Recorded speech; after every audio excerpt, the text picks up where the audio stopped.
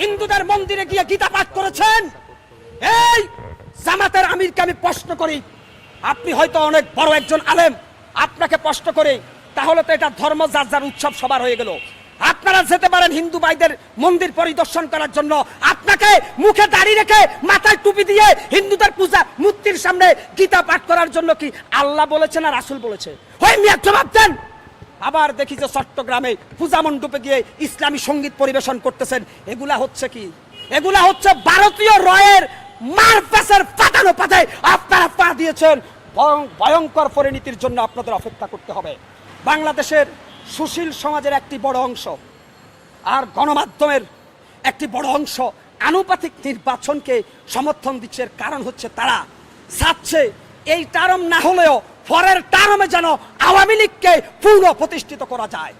এটা হচ্ছে তাদের ভয়ঙ্কর জাল ফাটানো ফাঁদ। এর কারণ হচ্ছে